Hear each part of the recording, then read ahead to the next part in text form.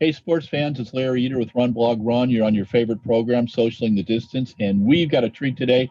We're talking to Grant Holloway, a.k.a. Flamingo, and he is the Doha World Champion, which was so much fun to watch. But what was really fun to watch, he is now the world record holder in the 60-meter hurdles. How do you like having world record by your name, Grant? It's amazing, man. All the hard work and all the dedication finally paid off. The main thing is like you said, it's in the past now. We keep Yeah. going forward. We get ready for Olympic trials, and then we get ready to go to Tokyo. John Ridgen, who is the COO of World Athletics, the morning that you were going to run in Madrid, I interviewed him, and he gave me a quote, and he said that his mate Colin Jackson, who he had medaled with at the Euros, better watch out because you were going to eat up his record, right? And they had been giving each other trouble for a while, right? And so I'm trying to get Colin on, who's one of the nicest people. I don't know if you've got to meet him yet. I have the pleasure of talking with him. Actually, even before the record was even broken, I was asking him just for some tips and tricks on just how to become a better hurdler.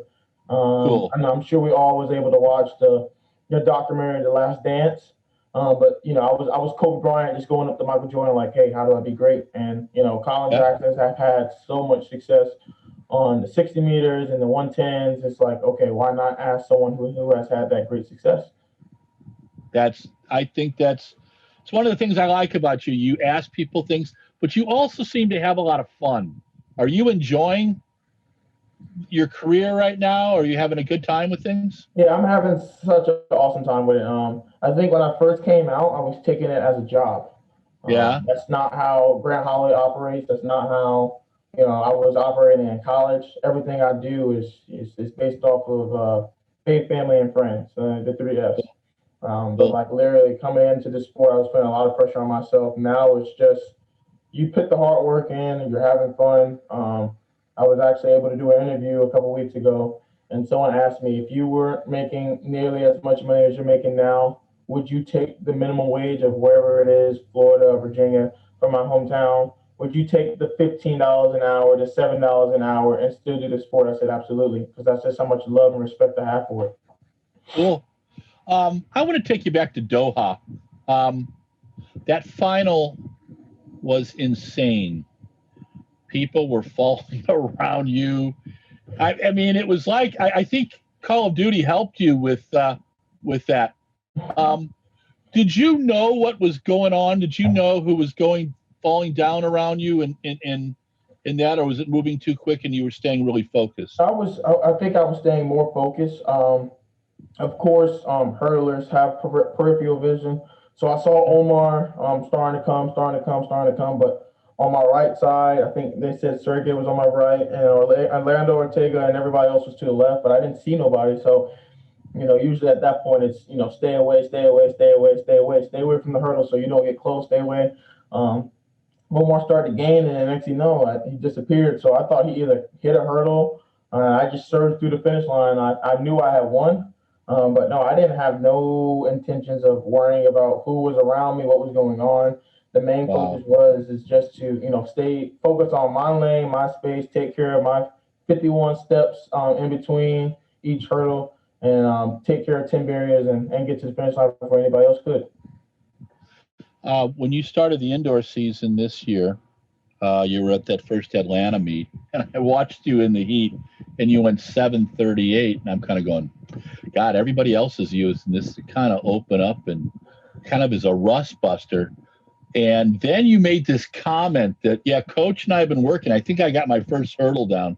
And I don't know if you heard Lewis Johnson say, can't wait till you get, hurdles 2 through 5 down. What did you mean by that? What had Coach been doing with you? Me and him, we just been refining Grant Holloway. He's kind of like Michelangelo or Leonardo da Vinci. He's just perfecting his art. I have a great relationship with Coach where I'm able to put my input in and say this feels off, this feels right. I don't like this. Can we fix this? And he actually listens. That's why we work so well together. I think that's why we're just slowly changing the world of hurling, every day. More people want to be like Coach Holloway and I and have that relationship, but I just allow Coach Holloway just to do the coaching. And when something feels uncomfortable or weird, I'm able to say, "Hey, Coach, this doesn't feel right." And I don't want to say I was struggling with my first hurdle, but it wasn't to Grant Holloway standards. So Okay. once I finally got the first hurdle down, I'm a naturally good hurdler. So I think I just slowly just started to build my confidence, and we were able just to reach new heights. Um, Take me through the next few weeks in the season. You went over to Europe, and I thought you'd be jet lagged a little bit. Were you? Oh, absolutely. But luckily, when I first got there, we had to quarantine.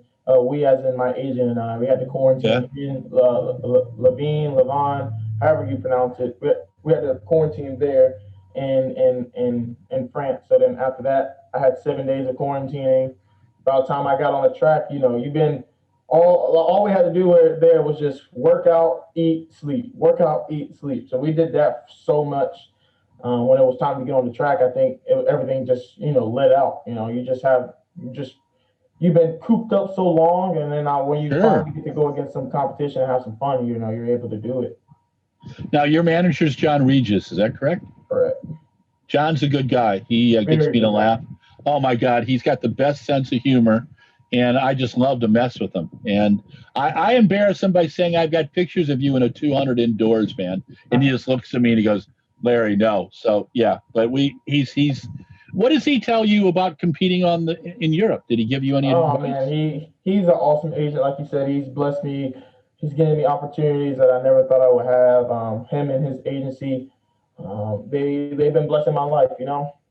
The big thing is right now is just he's maximizing everything. Whether if it's an interview, whether if it's a talk show, whether if it's doing something with another company. He's maximizing my platform, my portfolio, and he's making me probably one of the best. I want to say best athletes on and off the track. When I talked to Spencer Nell at Adidas about you, Spencer just smiles and said, "Grant is one of the special ones." Um, and he talked about how it was a very conscious drive for the brand with three stripes to get you. Um, you're very happy with Adidas, and you like that relationship. Oh, absolutely. Even when the pandemic came, they were still being honest. They're being truthful. Of course, most shoe companies and everything else was saying no, no, no, no, no. But Adidas was like, okay, let's work together. Let's figure something out. Let's do what we need to do to keep both ends happy. And Sure. my hat goes off to them, man. Nothing shady was done. Nothing was out the blue. The biggest thing is they wanted me to run, and I was training. So why not go overseas, have a couple of meets, see where I'm at, even with some Yeah. inconsistent training. I think during that year in 2020, when everything hit the fan, I was still able to run 7:38 indoors with one track meet, and then with two track meets, I was able to run 13:19 and 13:22. So a solid, consistent, staying across the board. This year, I definitely, if I run 13:22, I'm going to probably punch myself in the head. But the main thing is I feel fast, I feel great, I'm healthy, I'm happy in all aspects of life. Good. Mentally, I'm there. Emotionally, I'm there. Spiritually, I'm there, man. So I think this season is going to be a great one. When did you know the pandemic was serious? I think probably when Olympics got canceled. I think it really, really got serious. I thought it was just something. Usually it'll be like, oh, it'll be 2 weeks and we'll be done. It'll blow over. And I mean, it's been a year now and we're still doing interviews via Zoom. We're Yeah. still not having spectators at track meets. It's bad right now. What was your takeaway from competing in Livan and in Europe? Did you like the way they do the indoor meets? Oh, absolutely. I loved it. The biggest thing is you're when you're away for that long, it's just staying happy and trying to stay in Yeah, a good headspace. The biggest thing is with me, I was able to be over there. John was able to come to the event. I was also over there with my other agent Ramon Clay. Um, sure. we were all having a great time. So when it was time to be serious, it was serious. When it was time to relax, we relaxed. When it was time to lift weights, we lift weights. But I mean, I really enjoyed all the track meets from Leah Van to Val de Rule, to Torin, and then got Madrid. So everything was amazing, man. So my hat goes off to Stellar Athletics for blessing me with the opportunity. My hat goes off to World Athletics for hosting the Indoor Gold Tour.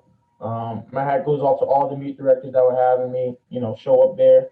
I want to come back. I want to do it again. But the main thing is, like I said before the interview, we're gonna focus on outdoor season now. Oh yeah. We're gonna do Olympic trials. We're gonna get to Olympic games, and we're gonna have a little bit more fun. You were talking about how you relax. I noticed before we did the interview that you are a Call of Duty fan and you're doing the Cold War game. Is that correct? Yes, exactly. How much do you play that a day? Oh man, so actually this past week has been really busy for me. Just Yeah. doing interviews. I was actually blessed to do a little thing with Stellar. But other than that, man, I haven't played since last Sunday. But usually I can probably. Wow. I know exactly. I guess it's good when you break a world record. But no, I actually haven't been playing that much. But usually, if say it was just a normal day, no world record in the past month, I would honestly say I could probably get at least 5 to 6 hours in right after practice. Usually my day starts around 7:30. I'm done with my day around 3. Can come home, play a couple of hours. When it's time to eat dinner, wash the dishes, and get in bed. I'm usually in bed by 10:30, 11 each day. How much time are you on the track each day? Oh, let's say about 3 hours. Okay. If you Okay. include the weight room 4. Okay. That's the main part of the day. Usually, before I even get to the track, is always some type of treatment. I'm seeing one of my doctors on the dream team, going to the track, seeing Coach Holloway and Coach Mann. After that, going to the weight room with my strength and conditioning coach Matt Delancey. But usually those hours is always blocked off because this is that's my job in a sense. Sure. But the main thing is really just enjoying what I'm doing. Like I enjoy pushing my body to the limit. I enjoy going over the hurdles. I enjoy going to that blue track in Gainesville, Florida. I Yeah. enjoy all of that stuff. So the main focus is whenever it's time to lock in and get serious about the things that I love, it's time to put everything aside and focus on that. Take me through the race and tow room. Uh, Um, it seemed like it was. Yeah, I just want to hear what you say, and I'll comment after that. yeah, it was horrible. You got people false starting. You got World Athletics not doing nothing about it. They're allowing people in World Athletics are allowing people to false start unless it's a blatant false start. Yeah. I think things should have definitely been handled different at that meet, especially with what was at stake. That's just me. The people at World Athletics are still doing an awesome job, but if I got to add my 2 cents, we should eliminate people trying to get a little flinch. If that's the case, stand them up right away and don't try to shoot a double gun and figure out. Just go ahead, stand everybody up, reset, and let's do it again. Yeah. Take me through Madrid. Oh, Madrid was amazing. Woke up that morning. I actually had to. No, I woke up the day before. Had to do an interview at the track, and when I walked in on the track, they had my picture on the big screen where they flashed the world record. Wow. They said Madrid makes magic happen, or magic happens in Madrid, something along those lines. But Yeah. man, it was amazing. I did an interview. I was able to meet some of the big people there. I was actually this is gonna sound foreign to some people because this is some stuff that Grant Holloway literally does. But before the track meet even started, I Instagram messaged Orlando Ortega, and Oh, cool. I said, hey, come to the track, man. I'm getting ready to do something special. And unfortunately, for those who don't know, Orlando has a little bang bang, a nick nick. So he's Yeah. actually resting up, getting ready for the outdoor season. But I'm in his hometown. Why not, try to Yeah. coordinate something with that? But he told me, he was like, hey, it's a fast track. Go have fun. I know you'll do special things. You're amazing. Keep being an inspiration. Like it was nothing but positive thoughts. So my hat definitely goes out to Orlando at that moment. But man, the track itself was already fast. I mean, that's everything else. That's all she wrote, really. Yeah. 7:32 first round, and then to top it all off with 7:29. I mean, my life from world championships in Doha to the world record in Madrid. I think those two races are some of the biggest races of my life, and definitely it changed my life. Not like drastically, but when you're able to call yourself a world champ and a world record holder, I mean that has a little bit of weight to it. What was the takeaway for you from the world record? Was it a near perfect race? Did you find some things that you could have improved on? Um, I mean, of course, you always find something that you can improve on. I think the main thing is with that is really focusing on the small things. What happened out of the blocks, what happened over one, two, three. Prime example. But the main thing is we're not. It's not just me who's a world record holder. It's everybody in my team. Coach Holloway's a world record holder. Coach Mann. You got the support staff that doesn't really get the attention, but you got Carlos Sessler, you got Dita Atkins, you got Shannon Foley, you got David West. The whole team around me that keeps my head on steady, keeps my body healthy, keeps me going in all aspects of life. So I mean, with that being said, I was able to take my whole team out to dinner. And the first thing I said is, I'm not a nice. world record holder. We, as a collective unit, we are all world record holders. That's cool. So 729, man, that is screaming. What is it? What do you and Coach think? Um, how do you take that and say, okay, here's what I would really like to do outdoors? Do you have a Uh, time that you'd like to go outdoors, or no, I mean, I is try that? not to. You know me. I try not to put numbers on myself. The main goal is to win two major meets. There's only two meets I need to win. Everything else is just fillers. I gotta Yep. win Olympic trials and I gotta win Olympic games. Those are the two main ones. The rest is in God's hands. I'm Mm, not trying to say I want to run 12:7. That's definitely at the top of the list because who doesn't want to run? Who doesn't want to be a world record holder and to yeah. beat someone like Aries Merritt's time? But the main thing is as long as I'm healthy and as long as I go to each track meet and execute to the best of my ability, I have no worries. I have nothing to worry about. Before Aries did the world record outdoors, he and I were chatting, and he told me he had one race where there'd been a DQ, and then he had the next race. He said he was. I said, "How do you know you're ready for a world record?" He goes, "My butt's right over the hurdles, man." He goes, "Everything's perfect, you know." And he said he knew that if he pushed it, he would blow it. He had to relax. Yeah. When you were in the 729 race, when you were in the world record race, were you pushing it, or were you letting it develop the way it was supposed to develop? How do you do that? Definitely letting it develop the way it's supposed to develop. I think the main thing is from that race, I went out there with a clear mind. I went out there happy. I went out there with no worries. The main thing was get the win, get the automatic bye, and get ready for outdoor season. I mean, I had already ran a PR. Um, that's really the main goal when I set foot on the plane to go overseas. I just said, look, we're gonna run a PR and let's just win every single race that we step foot on track against. But I was definitely relaxed, man. That's probably the most relaxed I've been since World Athletics, not World Athletics, World Championships. But man, it was definitely one for the books. You were totally all the pictures. I've got like 40 pictures of you. You're smiling. There's no stress in your shoulders. You're kind of. I mean, because I watch all these things. I'm kind of go like I'll go. I remember watching the 2400 final, and I picked 1 through 5 about how stressed people were and how people were like focused and stuff like that. And you have this lovely ability to just be right in the moment. Yeah. How do you do that? I mean, I think it goes back to when you work hard, a lot of good things happen. I know I was Yeah. putting in the work in October, November, December, January. I was able to open up in Arkansas. I put in the work. I ran 7:38, 7:35. So when I got back from Arkansas, me and Coach Holloway hit the ground running. Like it's so funny that you just say that because when I got back and I had tied the American record at the time in Arkansas, Yeah. nobody in my training group told me good job. Nobody. Nobody Wow. told me a good job because Wow. we have a standard and the Yeah. food group Yeah. that it's just so high.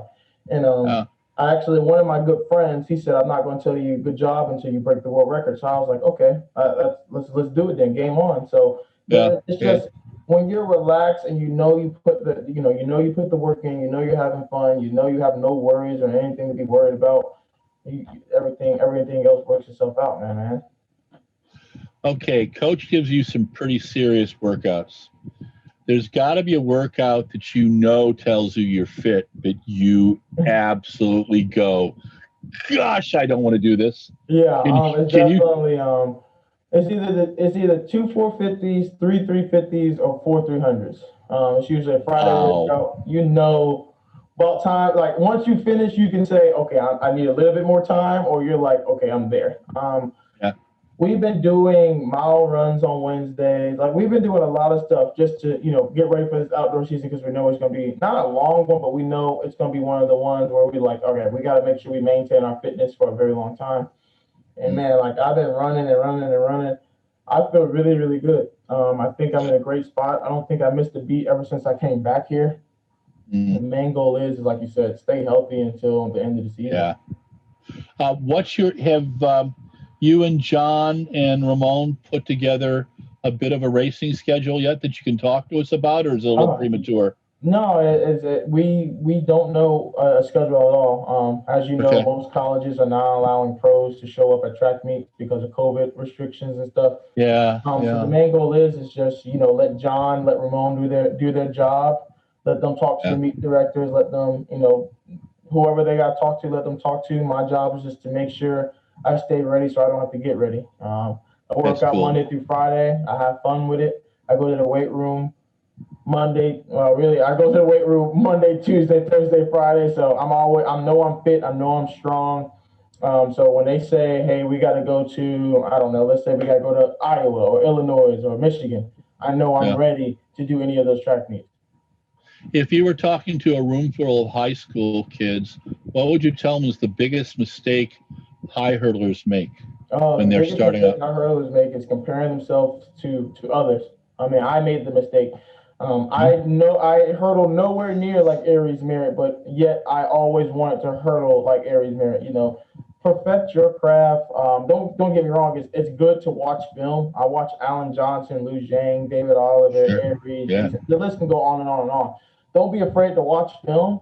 But when it's time to, practice for yourself, when it's time to, work on your craft, work on your weaknesses and take your strengths and use them as a positive thing. Have you spent any time with Aries? No, we when the pandemic first actually happened, I was able, like I said, to reach out to him and Colin and actually just talk hurdles with him. I know Aries is doing good. I think I saw he was signed up for one of the track meets in Arkansas with the American Track League Series, but Uh, I don't think he ran. But I know he's healthy. I know he's gonna bring his A game when everything else starts. So I got to make sure I'm ready. the Olympic trials, are what 100 days away. I think I Yeah, just saw put about up. give or take. Yeah, and right now we don't know if they're going to be able to have fans there or not. Um, though, that there'll be millions of people watching it on TV. Um, how do you talk to me about your feeling about the Olympic trials? I think it's another Olympic Games. To be honest, it's a diamond league in itself. The main thing is like you said, just that's one of the biggest moments of someone's life because that kind of dictates where they're going to go. The main thing is with me is to make sure when I get there that I am focused, I'm happy, I'm in a good headspace, I'm not putting too much pressure on myself, and I know everybody's gunning for me, but the main thing is to win it, and then worst case scenario, get top three. In 2022, we have the World Championships in Eugene. So that's the first time an outdoor championships in the U.S. What's your thoughts there? I can't wait. I get the automatic buy to that track meet, so I think it's going to be That's cool. huge. Just for me, just to not even really be there, but just to be present and and accept the moment with everything going on. All right.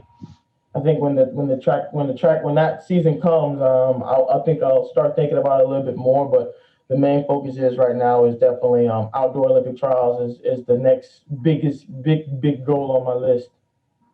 Are we going to see you in 2024 and 2028?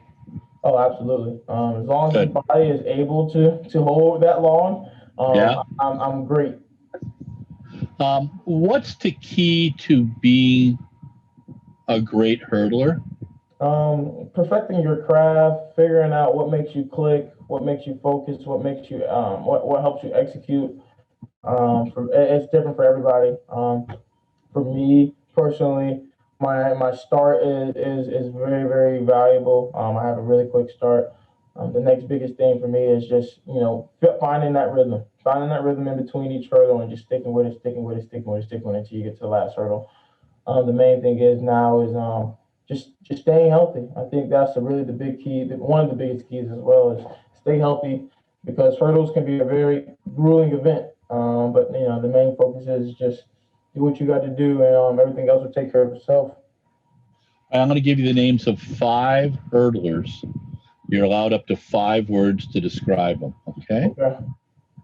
Colin Jackson. Oh, norm setter, beast, quick start, British, and uh, mentor. Okay. Alan Johnson. Greatest of all time, hands down. Okay. Okay. Aries Merritt. Oh man, mentor, young. Well, not at the time compared to the other people we just named, young, but definitely, definitely world record holder, young, quick, and probably one of the best shuffles that you'll ever see between some hurdles.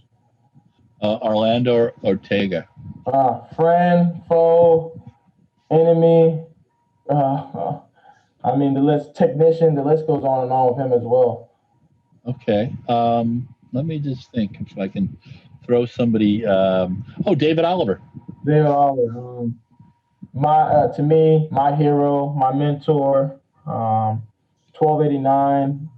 Before Aries decided just to go crazy around 1280, American record holder. Short, homage. The list goes on and on with me and David. What was your favorite outdoor meet to go to in Europe last summer? Definitely Budapest. Every time I'm able to go to Budapest, I love it, only because when I first came out of the college system, they were the first ones to give me a shot. Cool. Um, they were the first ones to make sure that all right, we're gonna help Grant Holloway get a quick start with his career. And every year if they invite me back, I'm going. It doesn't matter if I'm in training or not. I have to make sure I go, just because they gave me a chance before I had any of this stuff. So now that I have it all, I got to make sure I keep going back. Yeah, Martin July is just a great guy, the man who puts on the meet, and the son of Istvan. So that's great. He will love that. We'll make sure we get a clip out of that too. Awesome. Thank you so much. When you were in tow room this time, did you try the gingerbread? No, I actually thought that was just burnt toast. I didn't know what it was. I didn't know what it was, right? At first I thought it was, man. Oh my God, yeah, it was it was. They called it, and there was this weird name for it, and I'm like, going, my God, this is out of a Stephen King novel. And then I found we found other pictures of the gingerbread, so we put it up. But yeah, I thought they should give your weight in gingerbread, when you run a big race there. Yeah, I definitely did. I thought it was burnt toast when I first got there. Me being American, I don't know nothing about Poland. But man, it was a good track meet there in Poland, man. I love the atmosphere. I love the track. It was really nice. Yeah, I'd been there the year before. They had 5,000 fans in there. They bring in a lot of Polish athletes, and the place goes crazy. What do you like about racing indoors? Oh man, I mean, it's the same thing like you just said. The atmosphere makes everybody just there. You can feel people. Mm-hmm. You don't really have that same atmosphere outdoors, just because it's a little bit spread out. But man, I think I was talking to Mondo when we was in Poland.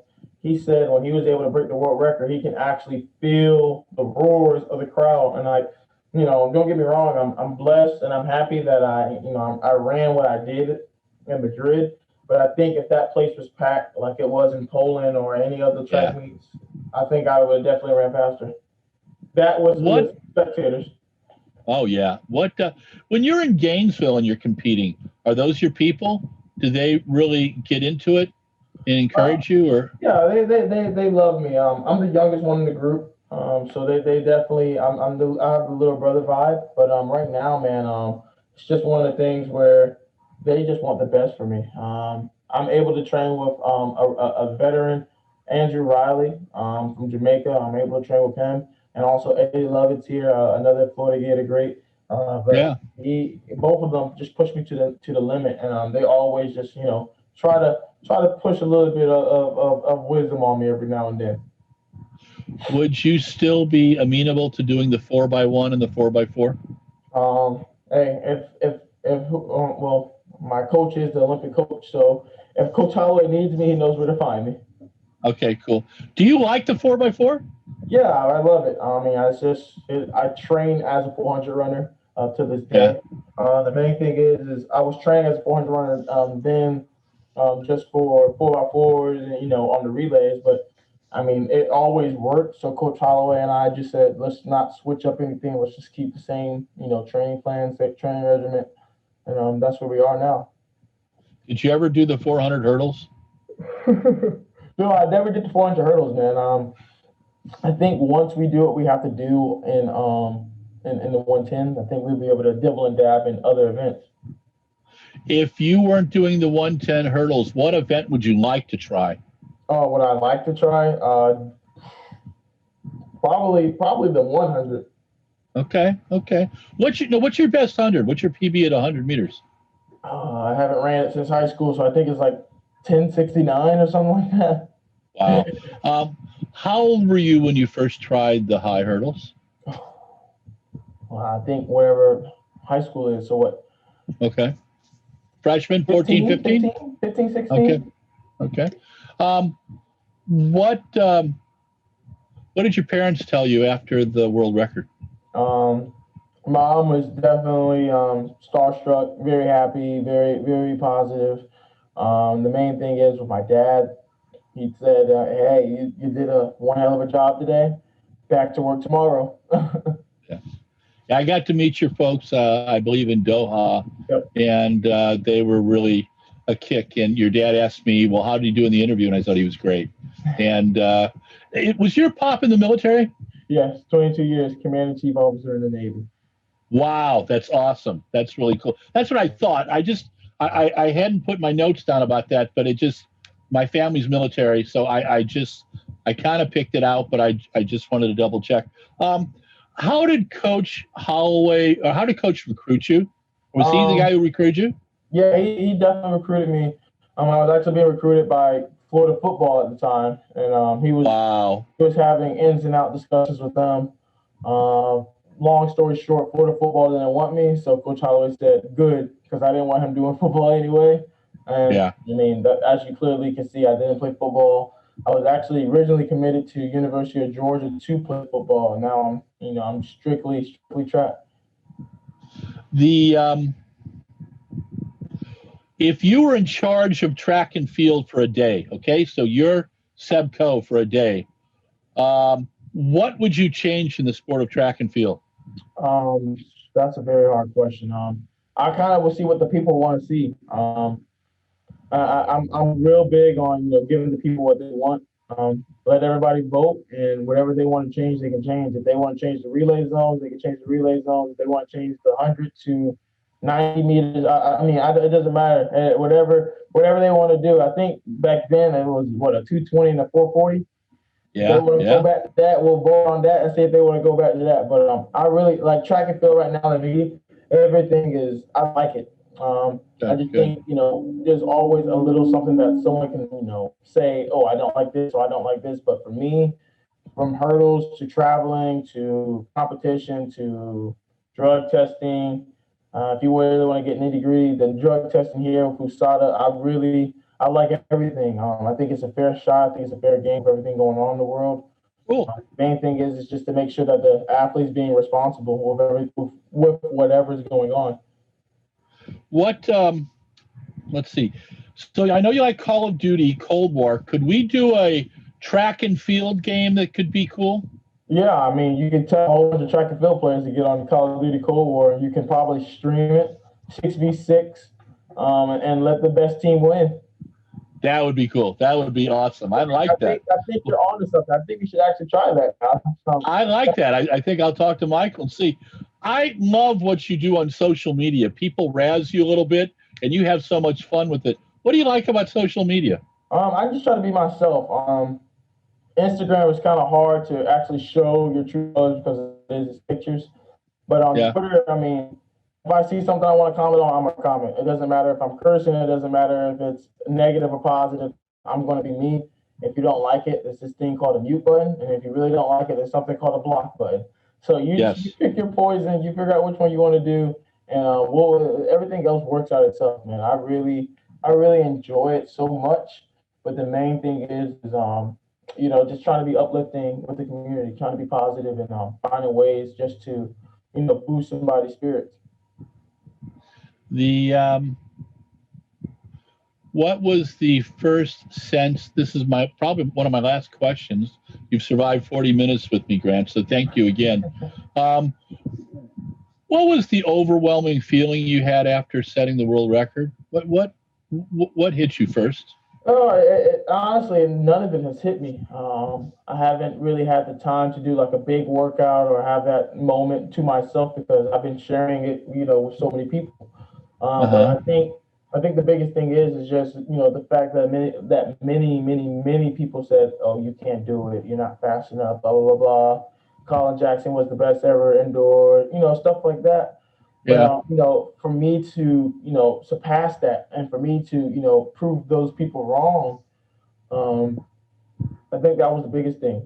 So many people really wanted me to not succeed. I mean, like it's even people that I talk to as friends saying, "Oh, you don't have to worry about it. Just win the race, get your cash, and get back here." Like, no, there's only a select few who really believe that I could do it. The select few that was with me in the corner are going to stay in my corner. But the main thing I always say is you got to always reevaluate your team. And you want the people that are with you and are going to push you. You don't want the people who are just going to say yes just to, make you shut up. Sure. Well, Grant Holloway, thank you very much. I always enjoy time with you. And I appreciate it so much. And I will be thinking about you as you prepare this spring, and I hope to get to see you at a couple events. Yes, so sir. Thank you so much for having me, man. All right, this is Larry Eder with RunBlogRun. This is Socialing the Distance. We just featured Grant Holloway, the Doha world champion at 110-meter hurdles and the new world record holder at the 60-meter hurdles. Grant, enjoy Call of Duty today and enjoy workout tomorrow. Thanks again. I appreciate it. Thank you. Hey, sports fans, it's Larry Eder, and this is your favorite program in the universe, Socialing the Distance. Today we featured Grant Holloway, a.k.a. Flamingo, a.k.a. the 2019 world champion of the 110-meter hurdles, a.k.a. the 60-meter hurdle world record holder. Yes, he did it in Madrid. 7:29, baby. He broke the world record set by Colin Jackson, one of our heroes, from 1994. Pretty impressive. I love Grant Holloway. I just got to tell you, he has a joie de vivre. He has a great sense of humor. He recognizes everybody, and it's a group activity, and that everybody's his family. He's just a good guy. And we spoke about the Doha champs and how he knew stuff was going on around him, but he didn't know what it was. He was staying focused in the race. Talked about meeting his folks, and I did an interview with him there, and we'll get that posted up too. Talked about his relationship with Coach Holloway and how he trusts Coach, and Coach recruited him from high school. And we talked about his affinity for Call of Duty, the Cold War edition, which he's very into. And he said on a normal day, he could be spending up to 5 hours doing that, 4 to 6 hours working out, and then he's in bed by 10:30 most evenings. So, he's hunkered down. and he's just focused. And there's two races that he's talking about: the Olympic trials and the Olympics, and everything else is he's really doesn't. It's there, but that's what he's focused on. His faith is very strong. Um, I'm fascinated with people who have a strong religious faith. I think people believing in anything is really good.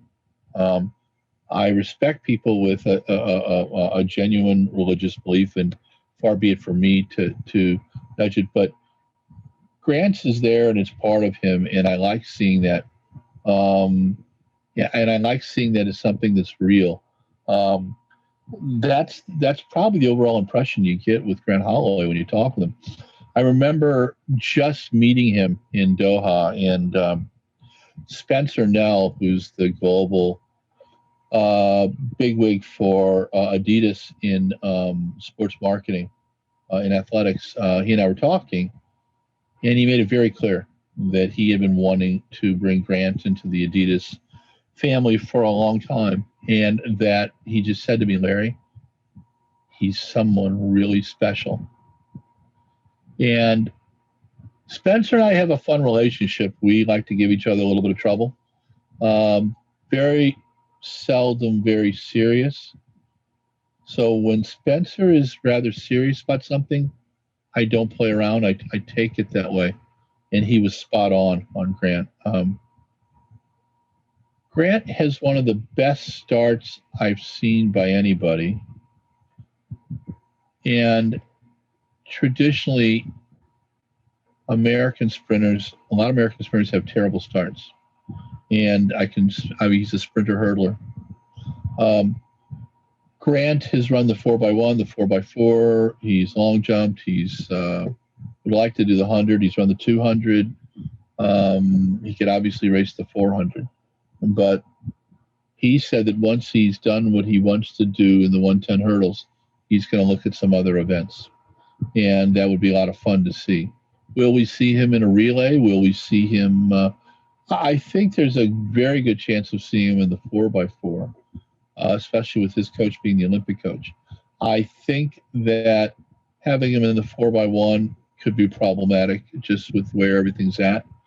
But because the bottom line is, it's the 110 hurdles. That's the whole game. Everything else is like the coleslaw and stuff around your meal. But I think that he was obviously a little frustrated in tow room.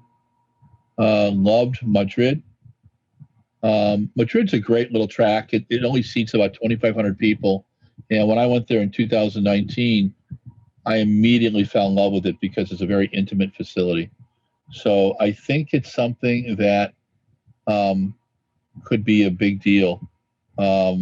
His competition in Madrid was near perfection. The 730, 732, and the 729. 729, he said there's probably something he can fix, but he's not sure what. Coach will tell him that. I think he can go a little faster. What can he do outdoors? He's not really worried about time. He wants to go fast. He said, sure, everybody liked to go 12.7. He complimented Aries Merritt on taking it from 12.89 to 12.80. That was pretty darn impressive. And we went through 5 of the hurdlers that are big in the world, and he had good things to say about them all. But at the end of the day, Grant Holloway is an exceptional individual.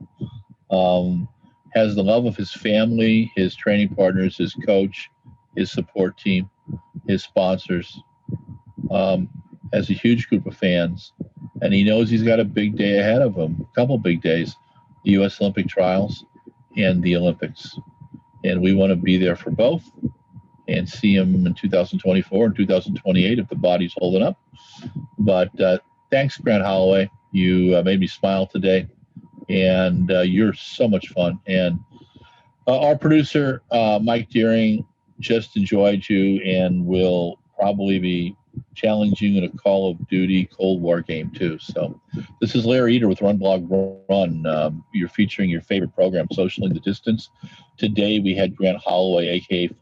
Flamingo, a.k.a. the man who won the 110 high hurdles in Doha, the world champion, aka the world record holder of the 60-meter hurdles. This guy's exceptional. Enjoy the interview. And enjoy Run Blog Run. If you like us, like us at Twitter, Facebook, and Instagram. That's how we get paid, is by eyeballs. If you love us, subscribe on YouTube. We've got about 2,500 videos since 2010 and audios. We've got about 369 videos last year. I kept Mike working pretty hard, and I'm jabbering away a lot. So enjoy all. Stay safe. Get an exercise every day. Hydrate. Call somebody and tell them that you love them, not just randomly. If you're going to be indoors, wear a mask. If you're going to be outdoors and can't be 6 to 8 feet separated, I really think 6 to 8 makes a lot of sense. And thanks, Atlanta Track Club, for instructing me on that. Wear a mask. Okay? Peace out. Talk to you soon.